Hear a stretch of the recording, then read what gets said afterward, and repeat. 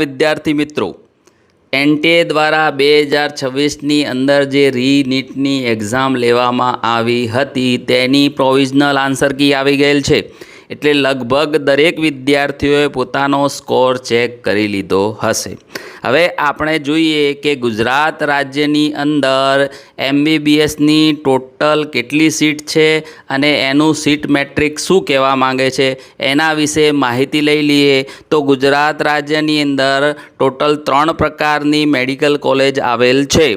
સૌપ્રથમ government medical college, GMERS એટલે કે સેમી ગવર્મેન્ટ કોલેજ અને સેલ્ફ ફાઇનાન્સ એટલે કે પ્રાઇવેટ ટ્રસ્ટ સંચાલિત મેડિકલ કોલેજ.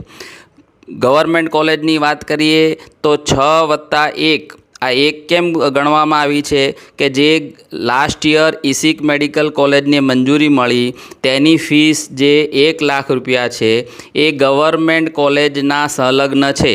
એટલે કે ગવર્મેન્ટ કોલેજની જે ફીસ છે એ 25,000 રૂપિયા એન્યુઅલ ફીસ છે એઝ પર લાસ્ટ યર. બરાબર. એટલે ઇસિક મેડિકલ કોલેજની 1 લાખ રૂપિયા ફીસ છે. એટલે આપણે કમ્બાઈન ગણી છે 6+1 ગવર્મેન્ટ મેડિકલ કોલેજની અંદર. હવે ઇસિક મેડિકલ કોલેજની એક નાની વાત કરી લઈએ કે ઇસિક મેડિકલ કોલેજની અંદર ટોટલ 50 સીટોનું પ્રાવધાન છે. 50 સીટોનું પ્રાવધાન છે ઇસિક મેડિકલ કોલેજમાં, જેમાંથી 25 સીટ એ સ્પેશિયલી ઇસિક પરિવારના બાળકો માટે રિઝર્વ છે અને 25 સીટનું એલોટમેન્ટ આપણે જોવા જઈએ તો એમાંથી 17 સીટોનું એલોટમેન્ટ એ સ્ટેટ ગવર્મેન્ટ દ્વારા થાય છે. બાકીની સીટો એ ઓલ ઇન્ડિયા કોટામાં જાય છે. તો આ રીતે આપણે જોવા જઈએ તો ગવર્મેન્ટ મેડિકલ કોલેજ, તો ગુજરાતમાં કઈ કઈ ગવર્મેન્ટ કોલેજ છે એના વિશે માહિતી મેળવીએ. તો ગુજરાતની અંદર ટોટલ 6 મેડિકલ કોલેજ છે. બીજે medical college Ahmedabad, Baroda government college, Surat government college, Bhavnagar government college, Jamnagar government college અને પીડીપીયુ રાજકોટ ગવર્મેન્ટ કોલેજ છે.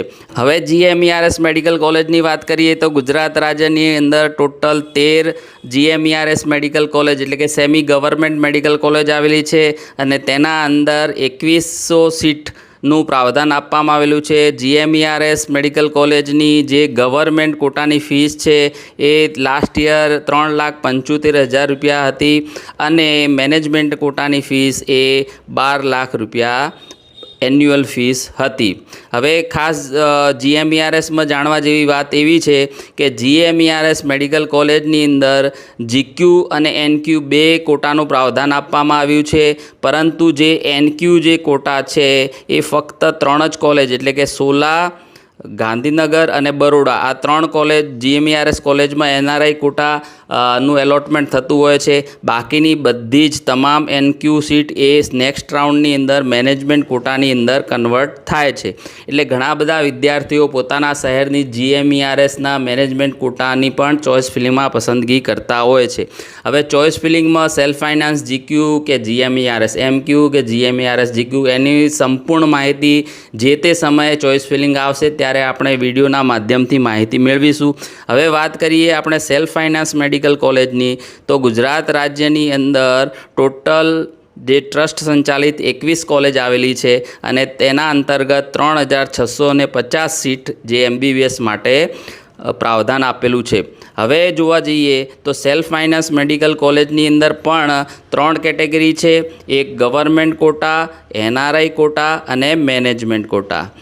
જે રીતે જીએમઈઆરએસમાં વાત કરી એ જ રીતે સેલ્ફ ફાઇનાન્સના જે એનક્યુ કોટા છે એ પણ અમુક જ કોલેજની અંદર એનું એલોટમેન્ટ થતું હોય છે, વિદ્યાર્થીઓ એડમિશન લેતા હોય છે. બાકીના જે તમામ એનઆરઆઈ કોટા છે એ નેક્સ્ટ રાઉન્ડની અંદર મેનેજમેન્ટ કોટાની અંદર કન્વર્ટ થતા હોય છે. તો આ રીતે આપણે ટોટલ સીટ જોઈ લીધી, ટોટલ કોલેજો જોઈ લીધી. હવે જોઈ લઈએ કે ટોટલ ઓલ ઇન્ડિયા કોટા એટલે ઓલ ઇન્ડિયા કોટાની જે સીટ છે એ 293 સીટ છે. ઘણા બધા વિદ્યાર્થીઓ ગુજરાતના હોય કે આપણે ઓલ ઇન્ડિયા કોટામાં એડમિશન ના મળે એવું ના હોય. ગુજરાતના વિદ્યાર્થીઓ પણ ઓલ ઇન્ડિયા થ્રુ એ ગુજરાતના એઆઈક્યુમાં એડમિશન લઈ શકે છે અને સ્ટેટ કોટાની અંદર પણ એડમિશન લઈ શકે છે. બરાબર. પરંતુ તમારે જે કાઉન્સેલિંગનો જે રાઉન્ડ ચાલુ થાય છે એ રાઉન્ડના નીતિ નિયમ પ્રમાણે આપણે એ અનુસરવાનું હોય છે.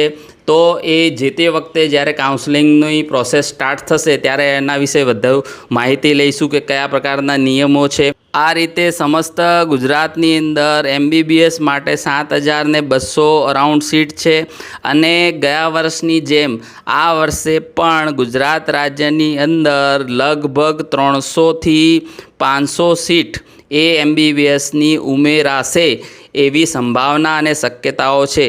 તો જે તે વખતે કાઉન્સેલિંગના રાઉન્ડ ચાલુ થશે અને તેની અધિકૃત વેબસાઇટ ઉપર એની અપડેટ આવશે કે કઈ કોલેજમાં કેટલી સીટ કયા કોટાની અંદર વધી છે એની સંપૂર્ણ માહિતી જે તે વખતે અપડેટ થશે ત્યારે આપણે વિડીયોના માધ્યમથી સમજવાનો પ્રયત્ન કરીશું. તો અત્યારે જે પણ વિદ્યાર્થીઓને MBBSનો સ્કોર બને છે આપણે એપ્રોક્સ કટ ઓફ તેમજ સંપૂર્ણ કાઉન્સેલિંગ પ્રોસેસની માહિતી કઈ રીતનું કાઉન્સેલિંગ પ્રોસેસના જો સ્ટેપ છે એનો પણ વિડીયો આપણે અપલોડ કરી નાખ્યો છે અને ડિસ્ક્રિપ્શનની અંદર એની પણ લિંક આપી દીધેલી છે. તો સર્વ વિદ્યાર્થીઓને કોઈ ચિંતા કરવાની જરૂર નથી.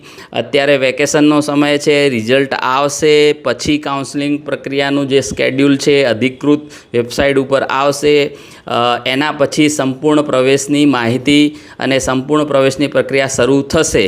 તો ત્યાર સુધી સર્વે વિદ્યાર્થીઓને કોઈપણ જાતનો સ્ટ્રેસ લેવાનો જરૂર નથી અને પોતાના પરિવાર જોડે શાંતિથી વેકેશન માણો અને દરેક વિદ્યાર્થીઓને પોતાના ફ્યુચર માટે બેસ્ટ વિશિસ આપું છું, શુભેચ્છાઓ આપું છું અને સૌ વિદ્યાર્થીઓ પોતાની ડ્રીમ મેડિકલ કોલેજ મેળવે એવી સૌને શુભકામનાઓ.